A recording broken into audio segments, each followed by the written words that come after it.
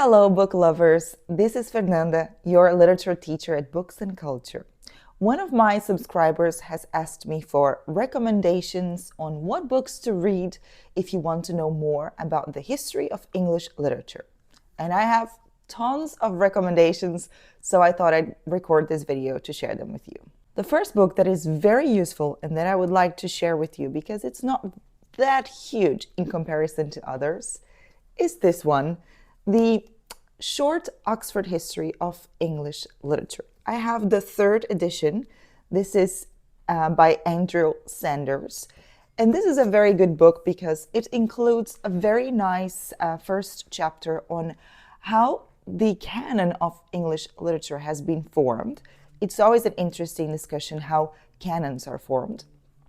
And it is followed by one chapter on each, let's say, main development in the history of English literature. It starts with Old English literature, followed by medieval literature, Renaissance and Reformation, Revolution and Restoration, 18th century literature, the literature of the Romantic period, High Victorian literature, late Victorian and Edwardian literature, modernism and its alternatives, and post-war and postmodern literature. So you can see here all these chapters, and it's written in a very accessible way. So this is a very good way to start if you would like to dig deeper into the history of English literature. A second recommendation is this, also not so thick. This is called The Routledge History of Literature in English, Britain and Ireland. So this is quite interesting because it is not only focused on the United Kingdom, but it also encompasses the literature written by Irish authors. It follows more or less the same structure. You will see that these subsections that I mentioned when I referred to the first book recommendation, they will be found in many histories of English literature. So here, just for you to have an idea, the beginnings, Old and Middle English, the Renaissance, Restoration to Romanticism, the Romantic period, the 19th century, and so on. So more or less the same division. What is interesting about this book specifically is that it includes chapters on specific authors.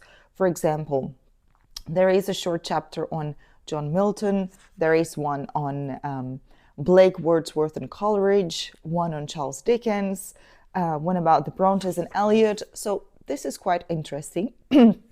And also a very accessible language. So I would also recommend, includes extracts of texts. This is very important for you to have a sense of the writing style of each one of these periods. So this book by Ronald Carter and John McRae, I would also recommend. Now, if you really want to dig deep, I highly recommend the series, The Cambridge History of English Literature. There are several volumes, I believe 8 volumes. This is one of the volumes. This volume all is about Romantic literature. So it is a lot of information. This is edited by James Chandler.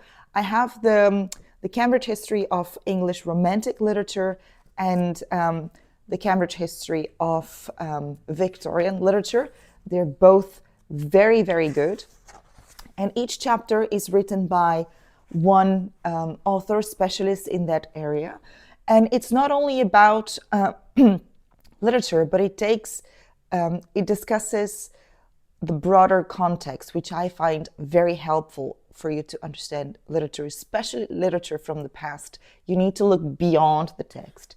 So for example, here there are chapters about sentiment and sensibility, the Romantics and the political economists, London in the 1790s, the homes of England, writing, reading, and the scenes of war, changes in the world of publishing, the new poetries, many interesting things. So if you would like to dig deeper, you can choose one of these volumes or read them all if you have the chance and the time. For instance, the first one is, let me see, The Cambridge History of Medieval English Literature, and then it's followed by Early Modern English Literature, then English from the Restoration, Romantic Literature. So the division is more or less the same, but this volumes really dig deep into the context of publication of these authors in these specific eras. Highly recommended. Now, if there is one specific aspect about the history or a specific moment about the history of English literature that you are fascinated about, I would also recommend the Oxford handbooks. For instance, I have here the Oxford Handbook of the Victorian Novel, so a specific time and specific genre. It is quite thick and very, very fascinating. This is edited by Lisa Rodensky, and each chapter is written by one author. I really like this division because then each contributor brings their own expertise into the fold, and it is divided into 10 parts. So part 1, beginnings. Part 2, publishing, reading, reviewing, quoting, censoring. Part 3, the Victorian novel elsewhere. So it also discusses Victorian novels in France, in Russia, in America, and in colonial India. Part 4, technologies, communication, travel, visuality.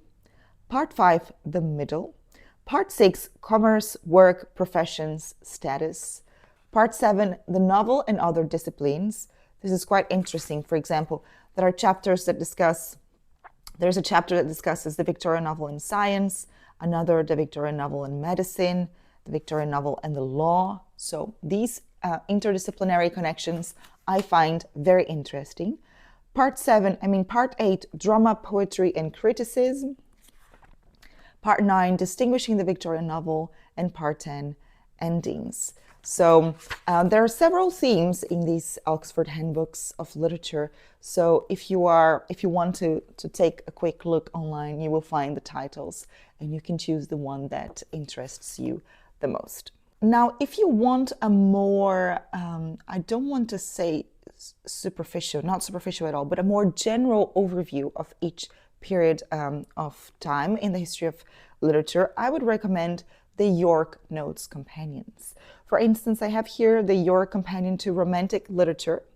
So you see it's quite thin in comparison. It's more of a textbook. It's really good for students, or if you're teaching, it's also very good to help you in preparing your lessons. And it is very straight to the point.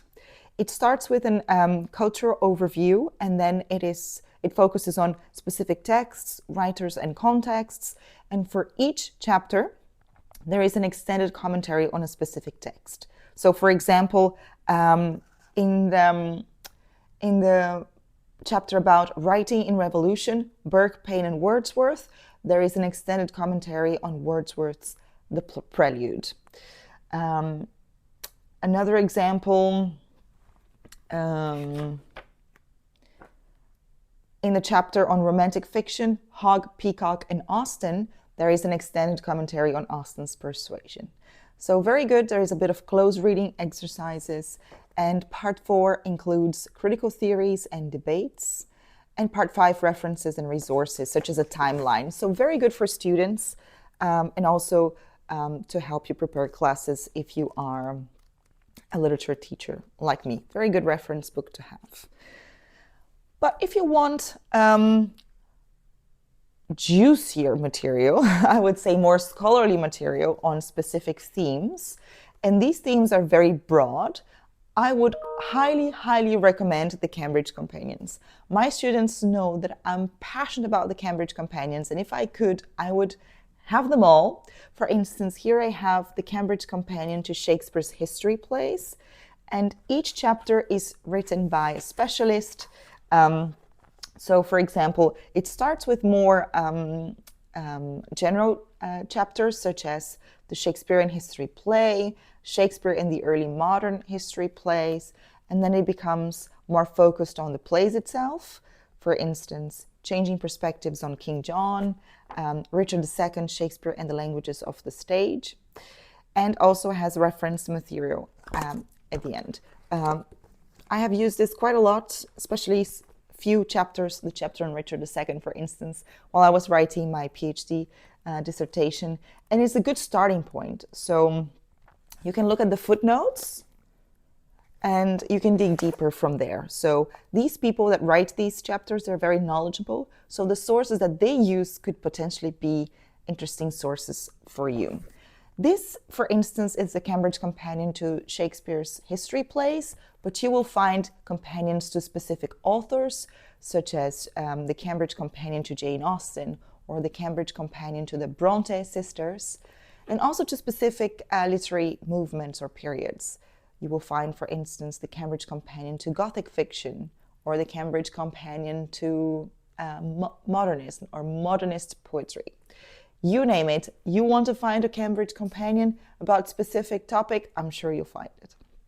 And last but not least, now this is for you to have a bird's eye view of the literary texts themselves. So not much comment about the texts, but a direct access to extracts. And I'm talking about, of course, the Norton Anthology. I currently have the Norton Anthology of English Literature. Here I have the volume on the 20th and 21st centuries. I don't use this one very much. The other ones are at my office at the university, so those I use quite a lot, especially the volume on Romantic literature and on Victorian literature. So what you will find here are short introductions to period and writers. For example, here you have, it also always begins with a historical background, so what was going on at that time in the world, with a special focus on England, of course, in this case, or depending if you have the Norton Anthology of American Literature, then the focus would be, of course, the US. And then you will find here the most important authors of this time. So, for example, the first author mentioned in this volume is Thomas Hardy. He's in between the 19th and the 20th century. So you will find a brief introduction to Thomas Hardy in this case, and then a selection of extracts from his texts. So, for example, and sometimes you find full texts. You see Joseph Conrad, Edward Thomas, then a section on modernist manifestos, William Butler Yeats, so a lot of his poems. So it's a good way to get familiarized with the writings of different authors with some scholarly help, right, from about the context, and also with footnotes here that help you better understand the texts. And it's an entryway, let's say. And then once you know more about that author, you can go and look for the complete works yourself. So I hope you've enjoyed these recommendations. If you would like to dig deeper into the history of English literature, these are very good books. And of course, if you want to study English literature with me, you can find the available online courses at Books and Culture on the website booksandculture.club. I'll see you in our next video. Bye-bye.